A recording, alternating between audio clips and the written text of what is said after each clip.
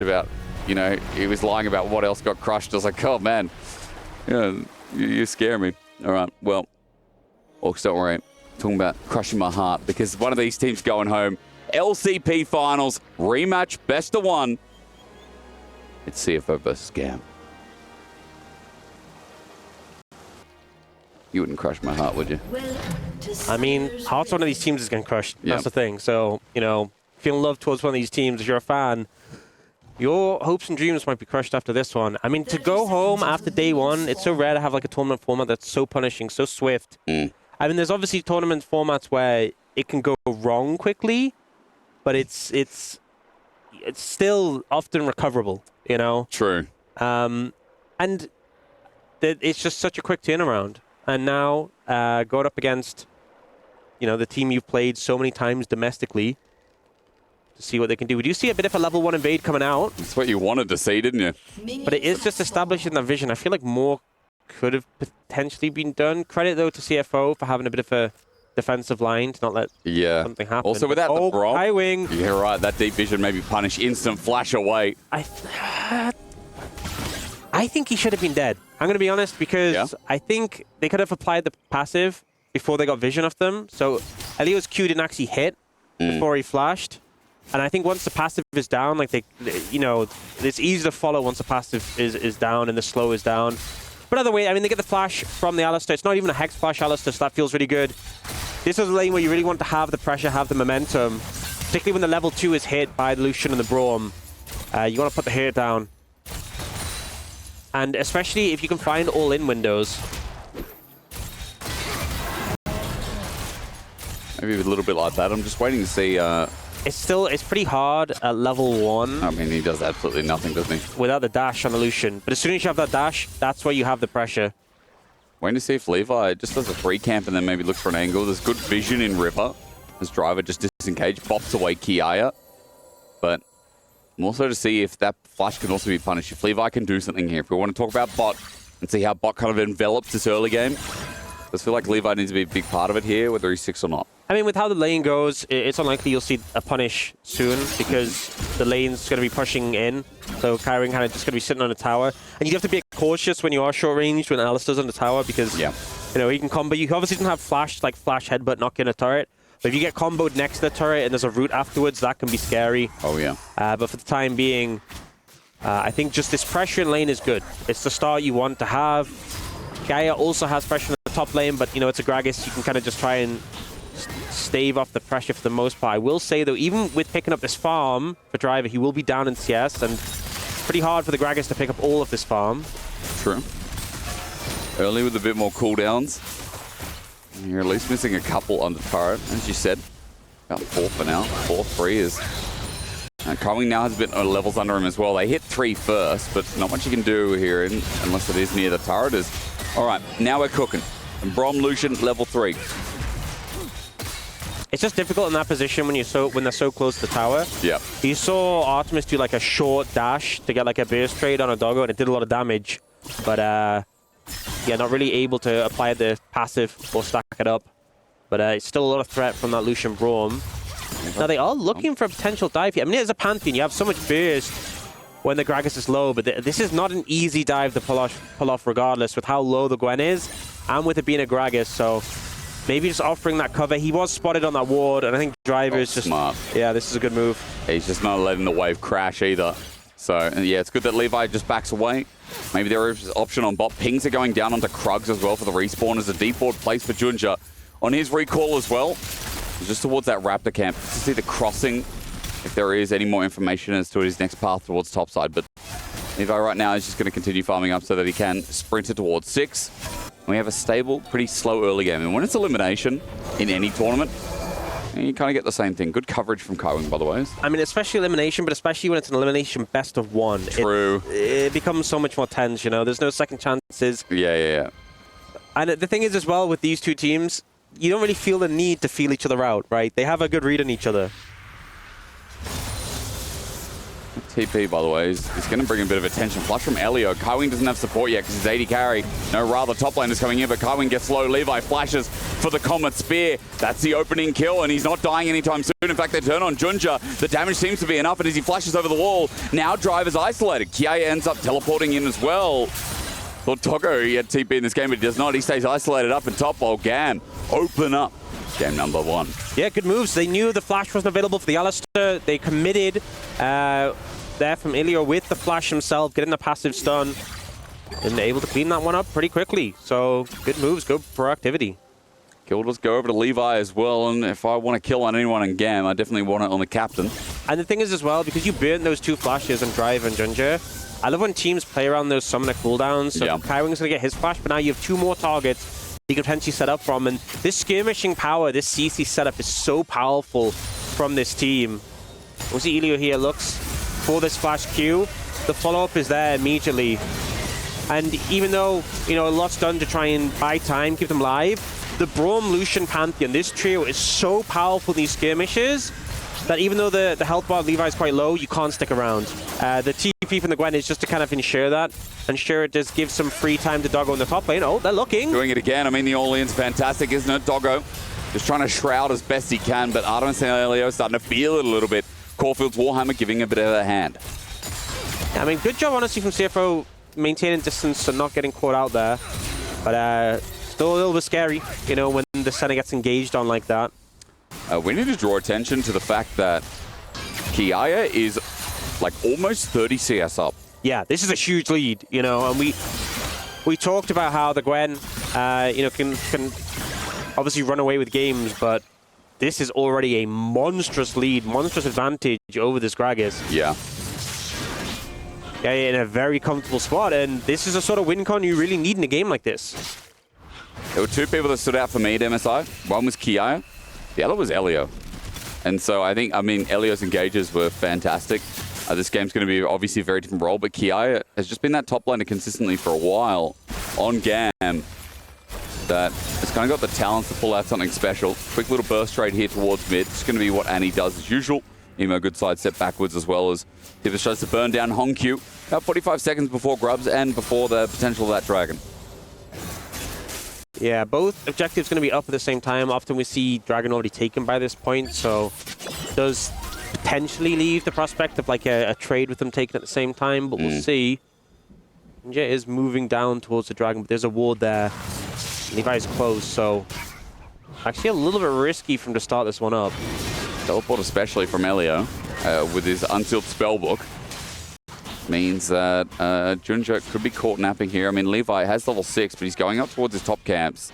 Elio's trying to get some vision, Kaiwing Hongq covering, and Gamma just saying we're giving it up for the time being, but it's not like anything else is starting here as teleport also burned from Emo. Yeah, I think just the fact Lucian hadn't bought, Emo happened to reset, and although he TP's in a little late, they opt to go for the trade. He's going towards those grubs. Instead of just trying to rush for the fight, they feel happy with their position. They're like, no, we're just going to take this trade. Again, Pantheon, every 5 autos with that Combat Spear. Grubs go down mega quick for this champ. Yeah. I think it's also something to take into account. You know, we talk a lot about junglers and their ability to secure objectives. It really varies from jungler to jungler. You know, Lee Sin's an example of one who's really good at it with like the execute the Q. But Pantheon also, you know, has that real execute potential. True. And I think it always makes it scary when you are starting an objective, get a low. If Pantheon is able to combo that with his smite. And Driver just doing his best to try and hold on now, but still with that big deficit. Yeah, what can he do? 30 CS maintained. I mean, at least Gragas is one of these champions where... He's always got something, right? Even if he's down... He always has CC, but also, I mean, it looks like he's got a similar build. I mean, not the exact same, because Whitwell had like the Rod of Ages, Winter's approach. Yep. But it looks like he's got the Rod of Ages. You get a bit of AP behind him, you can just clear waves, you can be quite defensive. It's easy to like play in a defensive way I say that. As, yeah, explosive cast, barrel roll, but now with the needlework out and Junja running in, it's going to be a 2v2. Pause on that. Levi joins the fray. The stun up, the center ulti, but early on, means nothing. The smite chilling, but not enough fire in it as Junja pops his ulti as well, but jumping back in, Kiaya, he's going to regret that. Smite comes out in reverse. Junja flashes in, and under turret gets a double. Audacious charge out. Survives. A big double over to CFO to open up their game as Artemis has the culling down in bot, and it looks like the whole map is winning for CFO. That's such a big dub for CFO there. Gen.G able to clean that one up. Driver only just surviving the center ult, able to save him. He was so low on HP when that smite came through on the back end. And, you know, he gets gold from 2 assists, gets to push the wave, and he's feeling really good about it. But now his jungler is just monster fed. That's a 400 gold play, and Driver didn't even get any of the kills. He got both assists. I mean, look at the gold lead now. Kiaya's only 100 gold up in that matchup, so you're feeling so much better about that situation. We'll see the replay. Same timing. I think ends up going for the play, kind of knocks him back, slows him, and then he's just trying to kite and buy time. Knows his jungler is coming. The Pantheon ult comes in, but it's a little off. I think the Pantheon ult was lined up better. They could have just insta-killed Driver. Yeah. But so much damage is done so quickly to Levi, and I think Gen.G played it almost flawless both there with the W as well. And then here the flash. Had to get 2 autos because of the healing to clean up, but yeah, really well played. Insane. Those comms. I love it. Wait, yeah, again, you'd be cheering. That's a huge swing of momentum for CFO, and double kill over to Junja. Like I said, Driver didn't get the kills, but we're talking about it before. Utility that comes through from this Gragas, he doesn't need it. But the Xin Zhao getting early dueling power and getting to a match where Levi was after his kill before, that's a chef's kiss. That's a 1k gold lead. And Junja is that jungler again. I feel like a lot of people who watched the LPL the early days, when he was on EDG, when he was sharing time with Clearlove, will know what this guy can do with the lead and when he can carry a game. As needlework again, but look who's in the right spot at the right time. Driver trying to bait out with the barrel roll, though the needlework will get the kill, so at least this time Kiaya has something, but with the Crescent Guard out, it's still auto after auto, it's kill after kill, it's Audacious Charge, and it looked close, but it wasn't. Junja with a 3rd kill. He's off to the races. Driver tries the same play again, but this time Kiaya does clean up the kill. Junja is there to answer back, and now 3-0, and Junja's always been that player. Even when he joined the LPL initially, he was known for being super high low in Korean solo queue, always top ranks, and very mechanically gifted, very strong individually. You give him 3 kills and a champion like Xin Zhao, and he can take over games. So I'll go with a good sidestep there. Goes because of Unsealed Spellbook, brings back the heal for Elio. We're going to look at a replay, though, because, yeah, as you said, Kiaya this time was able to get the damage down. So the difference is, because he used his Q there, this time when he ults, he doesn't have the Q to slow, and because he hits the wall, he's a bit closer. So the first time that play happened, he had more distance, he slowed him, he wasn't able to follow up. True. And Gen.G, it was close, honestly, but able to finish him off. Always got to be a bit cautious around those Gwens.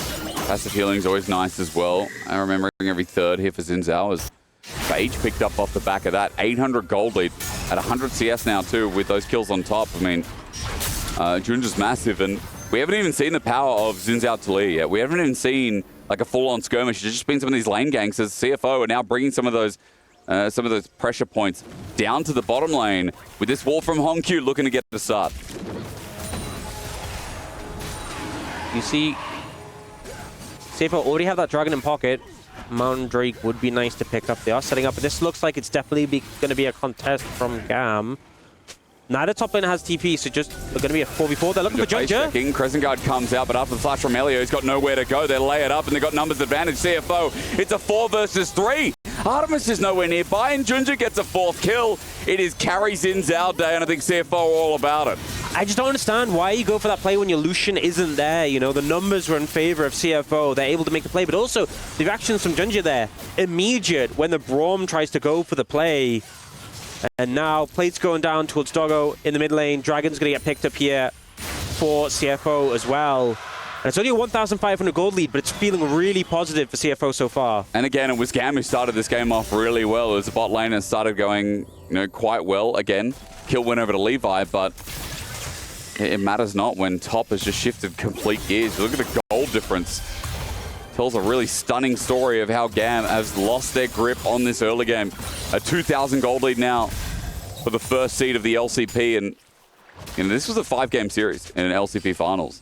A lot of people saying that GAM did so much damage, and you know the gap that was VCS and the LMS then became PCS, now LCP. Obviously, both teams are rather.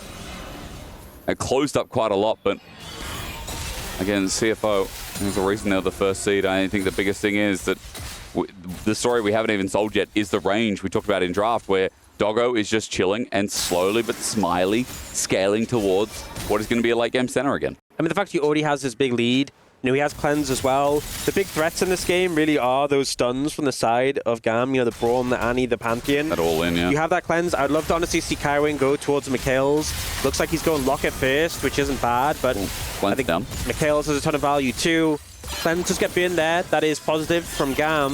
We'll see if they can actually make something off. They are looking towards this Herald. Now, we'll see. Gen.G is over the wall with a blast cone there. And both top laners have TP.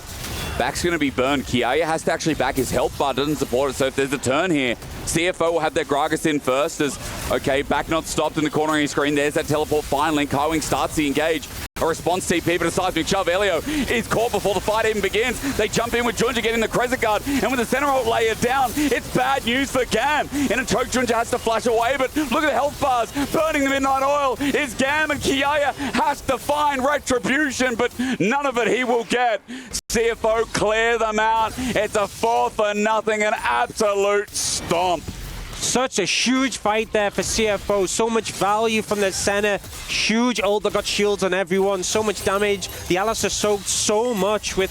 I mean, the ultimate was a little bit late, but soaked so much in the start of the fight, and it just felt like GAM never really got into the targets they wanted. Doggo didn't have cleanse, didn't even need to use his flash, and he was just free hitting that whole time. It's going to be not first turret, but second turret taken top as well, and that Herald finally goes through.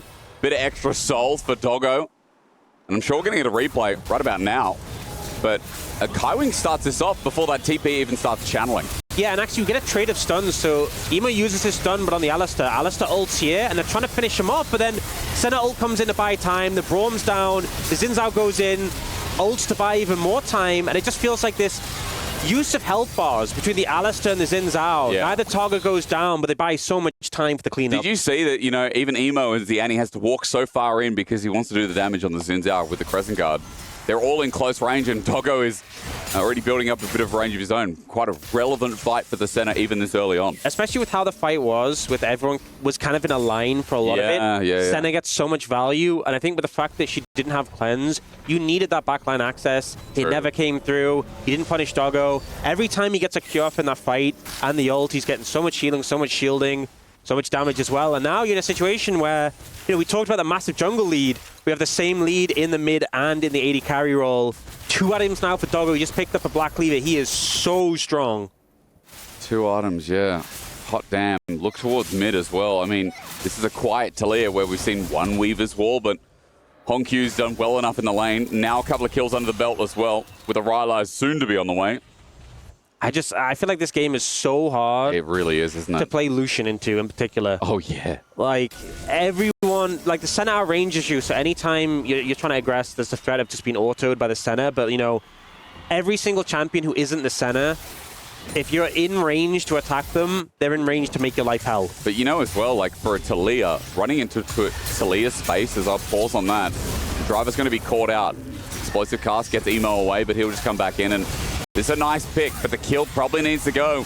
This jungle to this mid laner. Going to go in the end to Levi. Nice little shutdown as well, but that's what GAM need. They need a bit more gold in their pocket so they can force this burst, and we keep talking about. Yep, good pickup. You know, they'll get the tower as well. Is an objective bounty, so they'll get some gold. Likely will lose Dragon for this, but it's only soul point, and it is a Chemtech soul, so not the highest priority. But your Dragon, yeah. Okay. Oh, but now CFO looking for a counter punch. Look at the blast cone that Kaiwing's on. He could look for an angle. Yeah, and it's going to be zoned away for now. And with the full minion wave there as well, I mean, some of the gold willing that they want. Artemis coming down too, but that's maybe just to defend. Emo does TP, but Dragon, although starting now, CFO are going to commit the TP themselves as well. 5 members here first, and GAM are just way too late to the show. I think this is hard, you know. They don't really have vision of the area. They don't really have any angle to force. The Dragon's already gone. They're just kind of there to watch it go. Can they get mid from it? GAM needs something. A tower is very healthy. It is indeed. Carwing turns into engage. Artemis flashes away, but there's the Weaver's wall. Elio on the wrong side of it. Seismic shove planned, but not forgiven as stunned up he is. Pantheon ulting in, but they're under a turret. Remember, CFO might look unhealthy, but GAM have to be careful. They step forward to get one. That's great, but the shove back again under the turret. Driver? And the bomber in! He drives them to an oblivion. Levi, the last to go. And I see a crushing defeat, a crushing key for GAM that's about to blow. GAM, it felt like the hopes were getting up on that play, and you just saw the looming threat of that Gragas driver wanting revenge for that kill. They got him in the top lane, finds a beautiful angle in the back line. The Herald's going to come down. I'm going to pick up a tier 2 mid as well. And also the Atakan in the top lane that has just spawned, and at this point with this lead, CFO feels like this game's in the bag. It really does. Every good fight, or at least the start of a good fight for GAM, just goes the other way. Here's the replay again, and CFO is still up mid-turret. It feels like this is one of these situations where they came down for the Dragon, they couldn't contest it, so they feel forced to get something. Yeah. And they're looking for mid. This ends up very scrappy, but they do manage to get some decent value initially. Like, they're getting some damage down, the pumping damage in the Alice, so they do get him, but they're committing so heavily, this shove back keeps them invested, and then Driver gets that huge angle with the engage, and immediately GAM know they've overstayed. You know, the reason the fight felt like it was going good was because there was a member missing. They found that hidden member. Such a nice engage from Driver as well. You bring him in for the big moments like that. And so, yeah, no words to spruik that one up.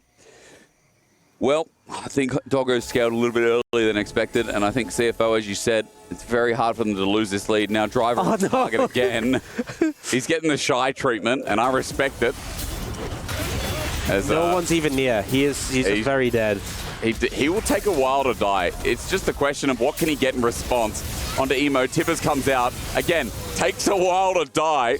And to use a lot of resources, but that inner turret now a new target they're going to try and trade his life for. Yeah, I mean, they'll just... it's one of these things where you can't fault them for going for a play like this, because what else are you supposed to do? But it just doesn't really achieve too much at the current point. But still, GAM haven't given up yet. They're still trying to make things happen, still trying to be proactive. Look at a little bit of damage on his tower, but it's so healthy, and CFO already moving to respond. You see over the side, Doggo just hovered because he wanted the 400 gold, or the 363 to be precise. Maybe it was because he was going to have something like a rapid fire cannon, but I think he moved to mid. It might be Renans, as we've seen plenty of Renans come out of the centers. But third item is on the way. Regardless, Doggo's definitely got a lot of gold he's sitting on right now as Artemis is trying so hard to catch back up, get himself an IE, get himself a third item on this solution so he can jewel the hell out of anyone of CFO. But we're grasping at straws right now. This is a 6k gold lead. It's a soul point. Yes, it might be Chemtech Soul, but you love Chemtech Soul. A minute 45, and it's coming up. Yeah, totally. Thanks. Yeah. Is it still your least favorite? I mean, they did buff it. I feel like in a comp like this, where you have stuff like the Gragas and the Xin Zhao, it's not like there's zero value. But you know, I think GAM are happy that it's a Chemtech Soul and not like a Hextech Soul, because then the game would really be super cool. Oh, true. But you know, it still doesn't feel good. It'll work. Explosive card. This is all they're doing in this game. Attack Driver. Just kill Driver. Okay. But he's out this time. Needlework was used. Driver's ulti. After that engage, it's on site. It's on site. And you just see, are they grouping up top? And CFO now going to get their resets in. They're going to find third items across the board. Really? He doesn't know the danger that he just dodged in that situation. Maybe he does. Maybe he sensed it. He sensed it. Guys, I don't see two people on the map. I'm assuming they're going to come and kill me. They're definitely going to. Yeah. At that point, as a top laner, you know, you're just like, they're coming for me again, aren't they? And he's still up 500 gold. And he's down 50 CS. It's not looking good. It's not looking that good. Rapid Fire Cannon just came in for Doggo as well. You know? Yeah. We talked about how Lucian wasn't going to win against his wife. This is where he's lost. Dude, he's lost the argument. He's more than that with the rapid fire. He's sleeping on the couch tonight. That's all I'm going to say. Right. He doesn't get anywhere near her. Like, this is going to be Doggo's paradise. 80 souls, by the way, at 24 minutes. You know what? He's in the doghouse. He's in the doghouse. That was a good one, actually. That's good. I'll let you brew on that a bit more, because I think you make more out of it. Yo, we got full vision control. I don't know how they walk in. I guess like that, they just commit. Onto Driver again, they see it, but the wall behind them. Now Driver, is he out? Yes, he is. He has to flash Bomber out as well, and it would be nice, but the rest of GAM go for the left side of the fight, and that's where they all are. CFO will lose their top laner first, but they're so far ahead it will matter not. Elio in the way with a door, but at full HP, CFO are going only forward. Emo next target. That's a freebie. Elio caught out, and Artemis again into the doghouse indeed. No chance at all, and you'll sleep on the couch, but it might be for a couple of days. CFO are running GAM into the ground again. And once again, we have a top laner just desperately clearing waves, trying to keep the game alive. But CFO, not going to look for the end right now. They'll look for that soul. They're going to do some damage to structures. This game just going from bad to worse for GAM right now. Not the quickest turret taker in the game, but it'll do. And Chemtech Soul, that'll go into the back pocket first. Baron will be sure to follow. Doggo's opened up bot. Death timers for GAM. It means that it can't be anything more. You know what? I feel like the Chemtech Soul, you know who's going to help the most? It's going to help Driver. And you know what? Shout out Driver, because they've been picking on him. I thought he was going to survive here. I feel really bad because he was so close to living. He gets this cask on Artemis. He gets the shield as well. Look at him. Look, he's home free. And then the Levi flashes for him. Scumbag. Driver must die. That felt personal. Yeah, I'm going to be real. And yeah, this chase down comes through. Artemis really tries, but all the rocks around him, yeah, he was just cooked. He's not even on the couch anymore. I think you're right, he's outside. He's in the doghouse. It's been a great game from... I mean, honestly, I feel like Junja's had an insane game. Junja's been so good on this Zinzao. And I feel like Zinzao's one of those champions where it can be a bit feast or famine, you know, and definitely can be a pick where sometimes it feels like you're just pressing your ult so you don't get immediately blown up. This has not been that, you know. I feel like mechanically he's been playing it well in those earlier skirmishes. He's been in the right place at the right time. And now he just feels immortal. He's doing so much damage. He's such a threat. You know, it feels like they're not even trying to kill him because they know they'd have to invest so much. They're trying to kill people around him, and he's just too big of a problem to deal with. Final touches, CFO. It's how they enter the base. It's how they clean this one up. It's 8,000 gold lead. It's going to be 10 with Baron. There's a couple of standing structures. That outer turret, or rather inner, I'm seeing on the left side of my screen there. That might be where they start, but CFO currently covering the Baron with 3 people, and with the root up as well, Doggo's going to turn it into an all-out war. Levi's getting range to Buggery, and even Artemis too. Look at that. Wife versus the husband. The ulti flies, and Honku just comes in with the Weaver's Wall. Now Levi running for his life as Doggo outranges him. Look at him! Unstoppable, unbeatable, and CFO are unmanageable in this best of one. Senna fully online. Emo needs to run away. 2 members left, but I think it's just game over with the Baron. They can push in. Not sure they can do much to defend here. It's a sad end for GAM. I know TK will be reeling in. It's always great to have him at an event, but GAM moments away from being the first team eliminated, the first team crushed here at EWC. Kiaya and Emo, it's up for them to defend, but death time is now plus 10 seconds on Artemis. Levi a little bit longer running in. CFO want to end it here in 28 minutes. Kiaya brings out the needles, but that's going to need a lot of work. And Driver getting revenge for all the bullying that was done in this game. A triple root, a send back again. Junja's Crescent Guards on point. This Zinzao, unbelievable with a triple kill. He might be delivered for the Quadra as well. Hang on a minute. Junja, he's got 4. He's got 4 on Artemis. No! Honku! Steals the Penta, but a Quadra at least showed you that Junja is worthy to go on and